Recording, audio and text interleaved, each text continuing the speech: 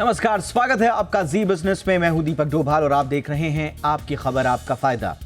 अभी तक तो यही सुनते आए हैं कि इंटरमिटेंट फास्टिंग वजन कम करने का अचूक हथियार है, लेकिन अमेरिकन हार्ट एसोसिएशन में पब्लिश एक स्टडी ने इस पर सवाल खड़े कर दिए हैं।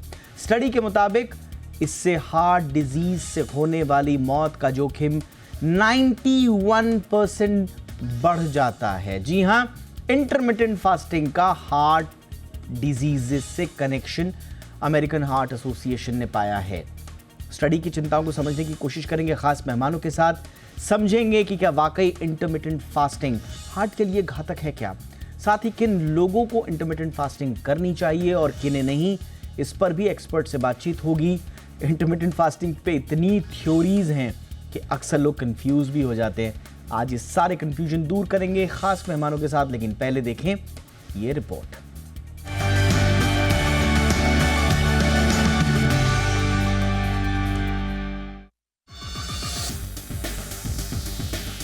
इंटरमिटेंट फास्टिंग यानी वजन कम करने का एक अचूक हथियार। खासकर सेहत के प्रति सजग रहने वाले लोगों में इंटरमिटेंट फास्टिंग बेहद लोकप्रिय है।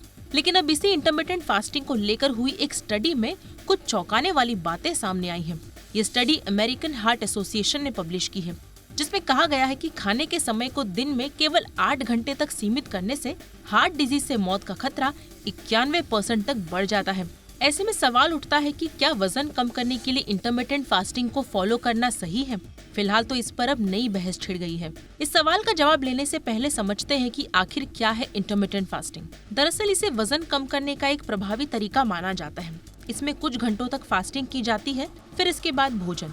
इस तरह की फास्टिंग से भूख वाले हार्मोन में कमी आती है और बॉडी का मेटाबॉलिज्म बढ़ता है। इंटरमिटेंट फास्टिंग में बॉडी को कम कैलोरी मिलती है और वजन को घटाने में मदद मिलती है। फिलहाल तो 16/8 इंटरमिटेंट फास्टिंग सबसे ज्यादा लोकप्रिय है। इसका मतलब कि 16 घंटे का फास्ट और 8 घंटे आप खा सकते हैं। 16 घंटे फास्टिंग के दौरान ठोस आहार नहीं लेना है। सिर्फ पानी, चाय, कॉफी या नींबू पानी जैसे तरल पदार्थों को ही लिया जा सकता है। लेकिन कुछ इस तरह की फास्टिंग में शुरुआत में 12 घंटे फास्ट और 12 घंटे खाने पीने के लिए रखते हैं। इसी तरह 5:2 फास्टिंग का भी आजकल खूब चलन है। इसमें 5 दिन सामान्य खान पान और 2 दिन फास्टिंग।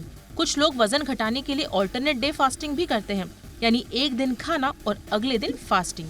फिलहाल कुछ डॉक्टरों ने इंटरमिटेंट फास्टिंग पर आई ताज़ा स्टडी के नतीजों पर सवाल उठाए हैं। इनका कहना है कि ये नतीजे असलियत से अलग भी हो सकते हैं, क्योंकि स्टडी में ये साफ नहीं है कि इसमें शामिल लोगों ने कितने समय तक के लिए इंटरमिटेंट फास्टिंग को जारी रखा। साथ ही स्टडी में वे लोग भी शामिल हो सकते हैं जिनका बॉडी मास इंडेक्स अधिक रहा हो। इंटरमिटेंट फास्टिंग सही है या नहीं, आप इसे अपना सकते हैं या नहीं, किन परिस्थितियों में इंटरमिटेंट फास्टिंग रख सकते हैं और किन परिस्थितियों में नहीं, क्या जिन्हें पहले से कोई गंभीर बीमारी है उन्हें इंटरमिटेंट फास्टिंग रखनी चाहिए? ये कुछ ऐसे सवाल है जिनका जवाब मिलने के बाद ही अगर कोई इंटरमिटेंट फास्टिंग पर जाए तो बेहतर होगा। एक्सपर्ट भी कहते हैं कि डॉक्टर से पूछे बगैर इंटरमिटेंट फास्टिंग करना घातक हो सकता है और लेने के देने पड़ सकते हैं। ब्यूरो रिपोर्ट, जी मीडिया। बहुत ही खास मेहमानों का पैनल इस वक्त हमारे साथ जुड़ चुका है। स्वागत करते हैं डॉक्टर बलबीर सिंह का, जो कि चेयरमैन एंड हेड हैं cardiology pan max health care और भारत सरकार द्वारा पद्मश्री सम्मान से भी नवाजे जा चुके हैं। बहुत बहुत स्वागत है डॉक्टर बलबीर सिंह आपका हमारे शो पर। हमारे साथ हैं doctor Shashank Joshi, senior diabetologist हैं लीलावती हॉस्पिटल में, और कोविड के दौरान आपने देखा होगा बहुत सारी इनकी स्टडी और एनालिसिस आए थे और देश के जाने माने स्वास्थ्य विशेषज्ञ हैं इस संबंध में। बहुत बहुत स्वागत है डॉक्टर जोशी आपका भी हमारे शो पर। और हमारे साथ हैं डॉक्टर प्रत्यक्ष भारद्वाज, जाने माने न्यूट्रिशनिस्ट हैं। डॉक्टर भारद्वाज आपका भी बहुत बहुत स्वागत है। डॉक्टर बलबीर सिंह, मैं चर्चा की शुरुआत आपसे ही करना चाह रहा हूँ सर। और ये लेटेस्ट रिपोर्ट है जो कि एक टाइम रेस्ट्रिक्ट ईटिंग शेड्यूल के बारे में खुलासा करती है, जिसे अक्सर हम 16/8 इंटरमिटेंट फास्टिंग बोलते हैं। अब इससे जुड़ी हुई इतनी थ्योरीज आ चुकी हैं सर कि हम खुद ये रिपोर्ट लिखते हुए बड़े कंफ्यूजन में थे कि एक दिन रिपोर्ट आती है कि साहब ये तो बहुत अच्छी बात है, फिर दूसरी रिपोर्ट इसको तुरंत इसके ऑपोजिट ऑब्जर्वेशंस लेकर आती है कि इससे हार्ट का रिस्क जो है, डेथ फ्रॉम कार्डियोवैस्कुलर डिजीजेस, जैसे कि अमेरिकन हार्ट एसोसिएशन की में पब्लिश ये स्टडी बताती है, इसमें 91% ये रिस्क बढ़ जाता है। सर, क्या सही है इंटरमिटेंट फास्टिंग या नहीं? देखिए अभी तक जो इंटरमिटेंट फास्टिंग में जो स्टडीज़ थी वो ज़्यादातर वेट रिडक्शन और प्री डायबिटिक को डायबिटीज़ से बचाने के लिए छपी थी। एक स्टडी 2022 में अमेरिका में टीसीटी में प्रेजेंट हुई थी जिसने सवाल उठाया था कि क्या कार्डियोवैस्कुलर बेनिफिट मिला है कि नहीं, और उन्होंने एक क्वेश्चन मार्क डाल दिया था कि शायद ये बढ़ावत की तरफ है। तो इसका मतलब अभी तक इंटरमिटेंट फास्टिंग और कार्डियोवैस्कुलर मोर्टालिटी का मतलब होता है हार्ट अटैक से डेथ या ब्रेन स्ट्रोक से डेथ। क्या ये इफ़ेक्ट होता है कि वेट लॉस हुआ, ब्लड प्रेशर थोड़ा नीचे आया, थोड़ा डायबिटीज़ बेटर हुई, क्या ये ट्रांसलेट करते हैं हार्ट डिजीज़ के हार्ट अटैक्स कम हो जाएं? लेकिन इस स्टडी ने इसको बिल्कुल निगेट कर दिया। अब एक स्टडी पे हम 100% रिलाई नहीं कर सकते कि ये करेक्ट ही है और हमें इतना हाई फिगर मिला 91% हायर कार्डियोवैस्कुलर डेथ, लेकिन उसने एक बहुत बड़ा क्वेश्चन मार्क डाल दिया। उस क्वेश्चन मार्क में हमें अब सोचना है कि क्या हम अपने मरीज़ों को इंटरमिटेंट फास्टिंग दे सकते हैं। मैं अपने हार्ट पेशेंट्स को मना करता था क्योंकि उनका बहुत शेड्यूल ख़राब हो जाता था, और जब फास्टिंग पीरियड 16 घंटे का होता था तो उनके हार्मोनल चेंजेस ऐसे हो सकते हैं जो डायबिटीज़ के लिए बहुत डिफ़िकल्ट हो सकते हैं। उनकी डायबिटिक ड्रग्स को टाइम करना बहुत मुश्किल हो सकता है, उनकी हार्ट डिजीज़ की दवाइयों को, उनका ब्लड प्रेशर फॉल कर सकता है। तो हम लोग एडवाइस नहीं करते थे अपने हार्ट पेशेंट्स को। इस स्टडी के बाद मैं अपने हार्ट पेशेंट्स को बिल्कुल एडवाइस नहीं करूंगा, क्योंकि मुझे अब डाउट आ गया, एक डाउट क्रिएट हो गया। अब नेक्स्ट स्टडी शायद इसको निगेट कर दे, लेकिन कहना बड़ा मुश्किल है। तो वर्ल्ड को एक काफ़ी बड़ा धक्का लगा है इंटरमिटेंट फास्टिंग को लेके।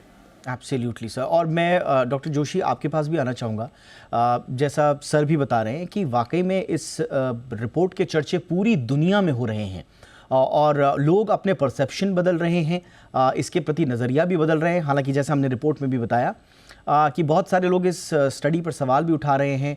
20,000 लोगों का जो पूरा सैम्पल साइज़ है उसके साइज़ पर सवाल उठा रहे हैं। लेकिन आपके नज़र में सर क्या है, क्या आप रिकमेंड करेंगे अभी, और अभी तक का आपका परसेप्शन क्या रहा है इंटरमिटेंट फास्टिंग को लेकर? तो दीपक जी धन्यवाद हमको बुलाने के लिए। और पहली चीज है कि मैं बलबीर जी से पूरी तरह से सहमत हूँ। और दो तीन चीज आपको बताना चाहता हूँ कि मधुमेह हो या प्री डायबिटीज हो, रक्तदाब या ब्लड प्रेशर हो, या हृदय विकार की कोई भी बीमारी हो, ये जो मरीज है या कैंसर के मरीज है, इनमें ये कोई भी फैट डाइट जो बोलते हैं या ड्रास्टिक डाइट जैसे होते हैं, उसमें इंटरमिटेंट फास्टिंग का जिक्र किया जाता है। ये करने नहीं चाहिए क्योंकि ये वेल स्टडीड नहीं है, और ओबेसिटी में और प्री डायबिटीज में थोड़ा शॉर्ट टर्म डेटा है। तो इसलिए हमको सतर्क रहना चाहिए। आहार में दुनिया में जितने रैंडमाइज कंट्रोल स्टडीज हुए हैं उसमें इतना ही बताया है कि कम खाओ, कैलोरी रिस्ट्रिक्ट करो, उससे सबसे ज्यादा बेनिफिट मिलता है।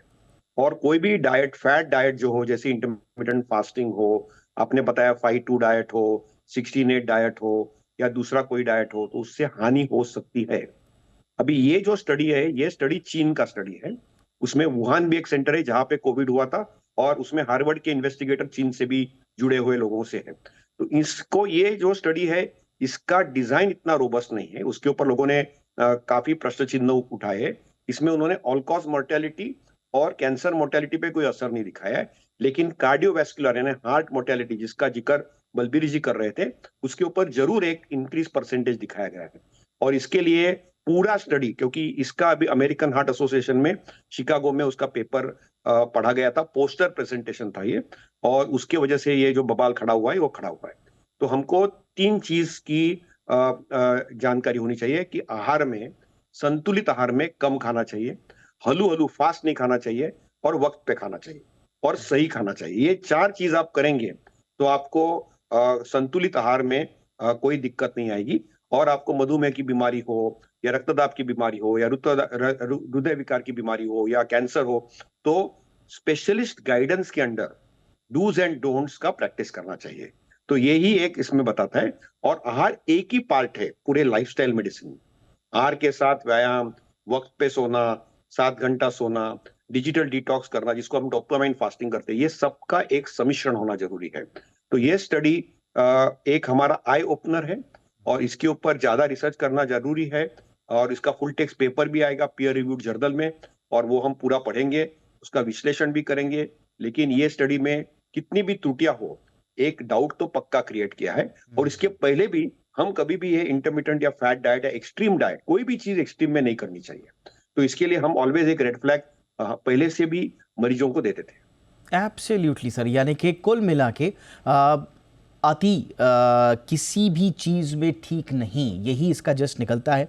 ये जो डाइट है, जो टाइम रिस्ट्रिक्टेड डाइट आप जिसको बोलें, इंटरमिटेंट फास्टिंग बोलें, ये दरअसल ये अति की ही श्रेणी में जा रही थी, क्योंकि इसमें एक पर्टिकुलर टाइम में आपको सारा आहार लेने को कहा जाता है और फिर एक लंबे वक्त तक आपको न कोई भी कैलोरीज लेने से मना कर दिया जाता है। और ये बड़ा प्रचलन में आया। डॉक्टर भारद्वाज, हमने देखा कि जो कोमॉर्बिड लोग हैं उनसे ज़्यादा जो हेल्दी लोग हैं, और ख़ास तौर से हमने देखा बड़े स्टार्स और इस तरह के इन्फ्लुएंसर्स, इनमें बड़ा प्रचलन था इनका।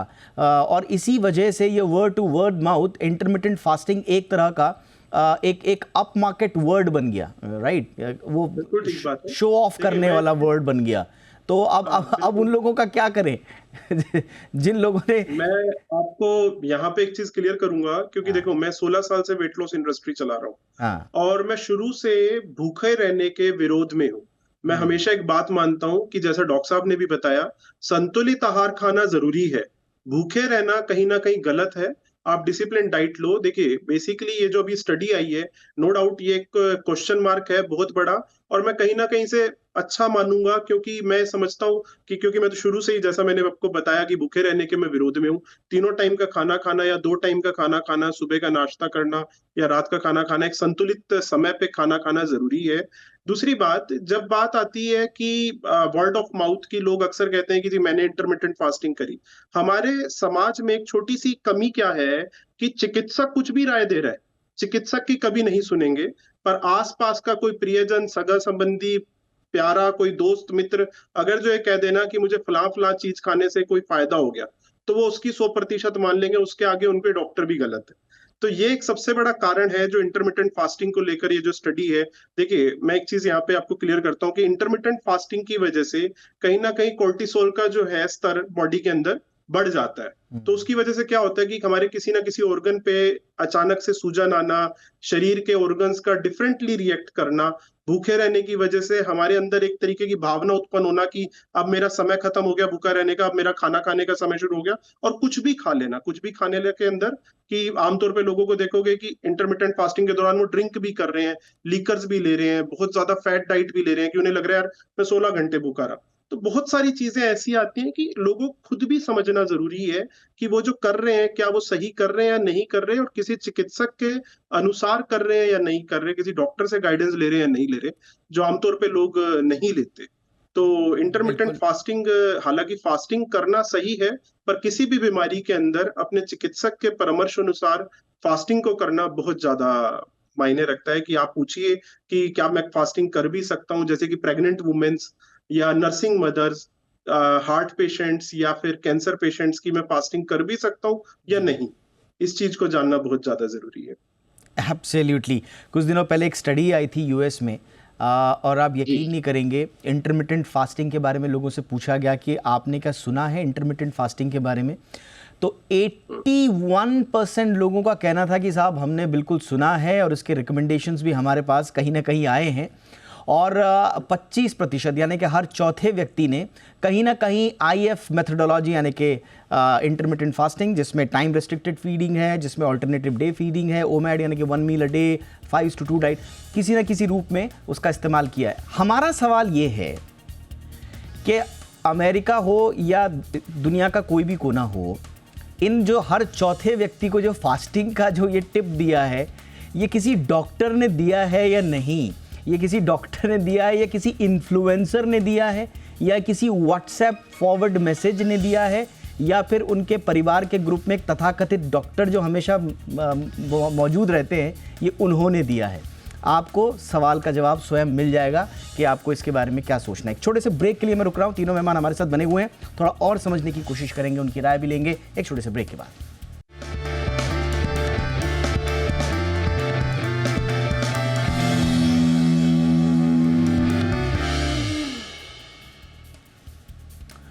ब्रेक के बाद आपका स्वागत है। तो इंटरमिटेंट फास्टिंग दरअसल करनी चाहिए या नहीं, इसको लेकर एक कंफ्यूजन इसलिए पैदा हो गया क्योंकि अमेरिकन हार्ट एसोसिएशन की ताज़ा स्टडी बताती है कि इंटरमिटेंट फास्टिंग का लिंक आपकी हार्ट डिजीज़ के साथ है और फिर पूरी दुनिया में इस पर एक बहस चल पड़ी है। इससे पहले कई एनिमल स्टडीज़ और ह्यूमन क्लिनिकल ट्रायल्स आए हैं जिसमें इंटरमिटेंट फास्टिंग के इम्प्रूवमेंट्स के साथ कुछ संबंध पाए गए। Obesity, diabetes, cardiovascular diseases, cancers और यहाँ तक कि न्यूरोलॉजिकल डिसऑर्डर्स भी। लेकिन यहाँ पर ये अब पूरी दुनिया के स्वास्थ्य विशेषज्ञों को थोड़ा सा ठहरने को कहती है। उसी पर हम चर्चा कर रहे हैं। डॉक्टर बलबीर सिंह, सिर्फ इंटरमिटेंट फास्टिंग ही नहीं, किसी भी तरह की फास्टिंग, अब हम we are now back to basics कि क्या किसी भी तरह की फास्टिंग किसी भी व्यक्ति को करनी चाहिए या नहीं। मैं स्वस्थ व्यक्ति की बात कर रहा हूं सर, हम इस पर अगले चरण में कोमॉर्बिड के बारे में बात कर सकते हैं, लेकिन एक स्वस्थ व्यक्ति के लिए वाकई में क्या फास्टिंग कोई बेनिफिट्स देती है? तो पहले तो हम समझा जाए कि मैंने कुछ एक्सपर्ट्स जो इंटरमिटेंट फास्टिंग के एडवोकेट्स हैं उनसे बात की कि होता क्या है। उन्होंने कहा 16 घंटे फास्टिंग और 8 घंटे में आप जो मर्जी खाओ। जो मर्जी खाने का मतलब फैट पे कोई रिस्ट्रिक्शन नहीं होता था, स्वीट एंड ड्रिंक्स पे कोई रिस्ट्रिक्शन नहीं होता था, मीठा खाने पे कोई रिस्ट्रिक्शन नहीं होता था। तो इसका मतलब ये है कि क्वालिटी ऑफ फूड पे एम्फेसिस नहीं था। इसका ये मतलब है कि कैलोरी इनटेक पे कोई रोकथाम नहीं थी। उस 8 घंटे में आप जो मर्जी खाओ। तो ये कोई लॉजिकल या साइंटिफिक रीज़न नहीं है कि आप 16 घंटे तो फास्ट कर रहे हो लेकिन उसके बाद कैलोरी इनटेक आप 24 घंटे से भी ज़्यादा खा रहे हो, या क्वालिटी ऑफ फूड जो आपको खाना चाहिए, नट्स, ग्रीन वेजिटेबल्स, फ्रूट्स, वो शायद आप नहीं खा रहे हो, आप कुछ फैटी चीज़ें खा रहे हो। तो इससे सारा क्वेश्चन मार्क पहले ही लग गए थे। लेकिन ये सच है कि fasting is a good activity, but you emphasis quality of food पे बहुत ज़्यादा होना चाहिए। टोटल कैलोरिक इनटेक कितना हुआ 24 घंटे में, उस पर बहुत एम्फेसिस होना चाहिए। और फिर हमें अपना लिपिड प्रोफाइल, HbA1c वगैरह टाइम टू टाइम चेक कराना चाहिए, बिकॉज जब आप फास्ट करते हो तो कई हार्मोनल चेंजेस आते हैं बॉडी में जो कि ख़राब कर सकते हैं। मेरे को लगता है नेचर ने हमें रात को फास्ट करने के लिए बताया था। शायद सनसेट के थोड़ी देर बाद हम खाना खाएं और उसके बाद ना खाएं इज़ द बेस्ट स्ट्रैटेजी। इसमें calorie intake, quality of food पे एम्फेसिस होना चाहिए। मेरे हिसाब से इससे बेटर कोई नई चीज़ हो सकती। और इंटरमिटेंटली अगर रिलीजियस रीजन पे कोई फास्ट रखता है तो उसमें कोई नुकसान नहीं। Absolutely sir. डॉक्टर जोशी, अब मैं आपके पास आऊँगा कोमॉर्बिड लोगों के लिए। और कई लोग जैसे हमने कहा कि मिस इन्फॉर्म्ड हो जाते हैं कई बार और तरह तरह की फास्टिंग करने लगते हैं। उनको लगता है कि एक ईजियर तरीका है, फास्टर तरीका है और इसमें बहुत ज़्यादा डॉक्टर साहब के पास जाके उनकी डांट सुनने की भी आवश्यकता नहीं है। कितना खतरनाक है सर कोमॉर्बिड लोगों के लिए बिना किसी डॉक्टरी सलाह के किसी भी तरह की फास्टिंग को अपनाना? दीपक जी धन्यवाद। मैं अंतरराष्ट्रीय न्यूट्रिशन संगठन का माजी अध्यक्ष हूँ और कोमॉर्बिड कंडीशंस में वैद्यकीय सलाह लिए बगैर या क्वालिफाइड डाइटिशियन के सलाह लिए बगैर ऐसे कोई भी ड्रास्टिक डाइट करना गलत है। और ये बिल्कुल गलत है क्योंकि उसमें 2 दिक्कतें आती है, जैसे डॉक्टर बलबीर जी ने बताया और हमारे दूसरे मेहमानों ने भी बताया, भारद्वाज जी ने बताया कि कोई भी चीज हम एक्सट्रीम में करते हैं तो उसकी हानि हो सकती है। तो उपवास जो बोलते हैं या फास्टिंग जिसको बोलते हैं, ये 3 रीजन के लिए होते हैं। एक तो हम रोज हमारे दिनचर्या में रात को जब सोते हैं तब फास्टिंग ऑटोमेटिकली होता है, उसको बोलते हैं ओवरनाइट फास्ट। उसको एक्सटेंड करने के बाद काफी रिलीजन्स में सूर्यास्त से सूर्योदय तक एक फास्ट होता है जो 12/12 जिसको बोलते हैं। उसके बाद काफी रिलीजन्स में फास्टिंग है, जैसे हमारे में श्रावण का उपवास होता है, हिंदुओं में रमजान अभी चालू है, हमारे मुस्लिम बांधवों में लेंट चालू है, हमारे क्रिश्चियन बांधवों में। तो ये अलग अलग रिलीजियस फास्टिंग होते हैं।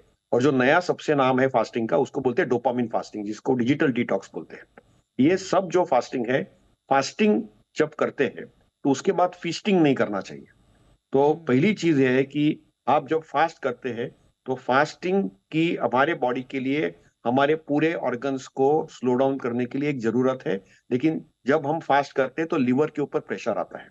तो जिनको रक्तदाब है, जिनको हृदय विकार की बीमारी है, जिनको मधुमेह और कोलेस्ट्रॉल की प्रॉब्लम है, ओबेसिटी है, इनके ये सब में वैद्य के सलाह के बराबर quality of diet, macronutrient micronutrient का प्रॉपर कंपोजिशन का डिफिनेशन करके सलाह से ही एक डाइटिशियन से पूरा डाइट लिखवाना चाहिए।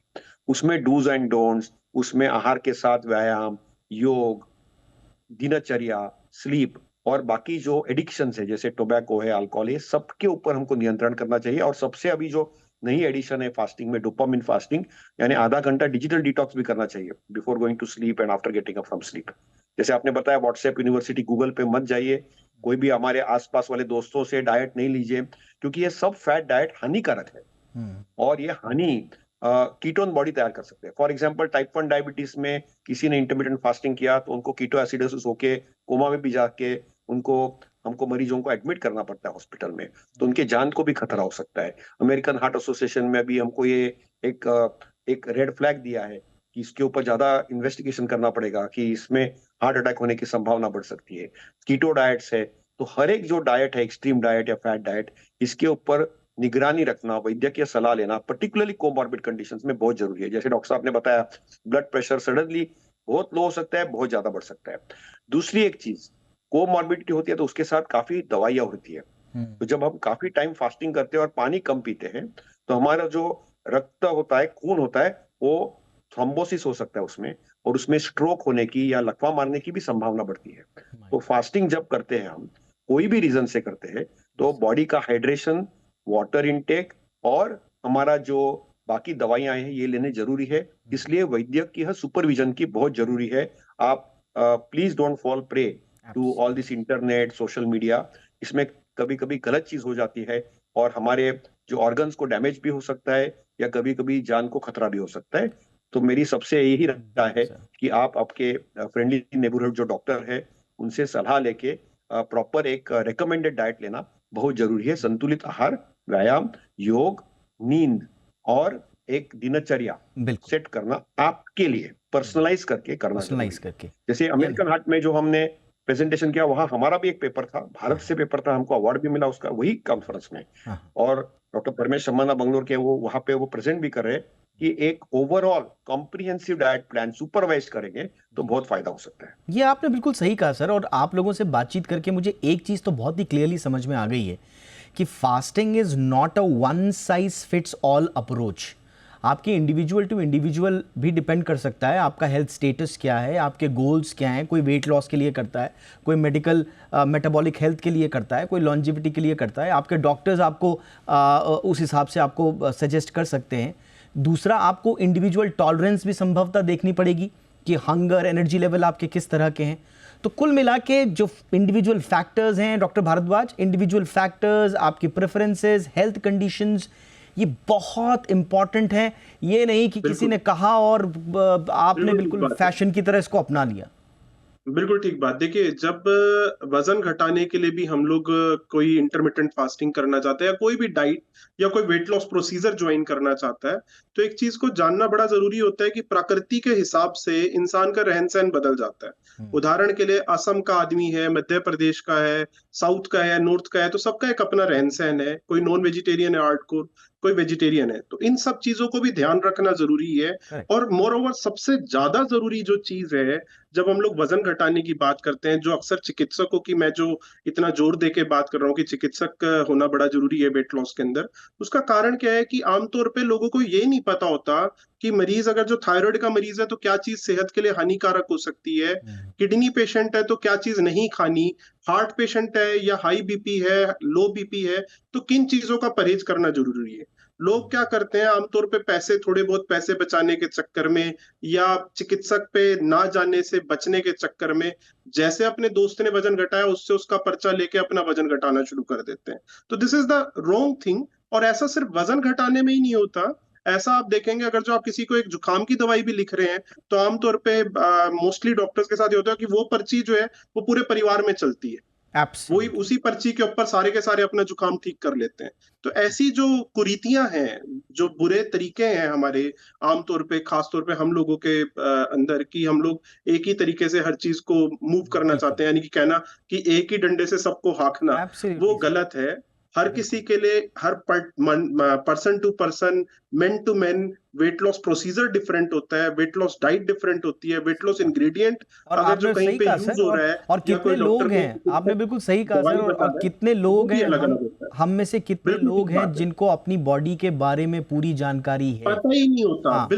हम लोग तो एक ब्लड टेस्ट कराने से कतराते हैं ना, आपने अपनी बॉडी के बारे में एब्सोल्युटली। तो ये बहुत इंपॉर्टेंट है कि आप अपनी बॉडी को पहले समझें, और इसके लिए डॉक्टर्स हैं हमारे, उनके पास जाएं, उनसे मिलें, बात करें।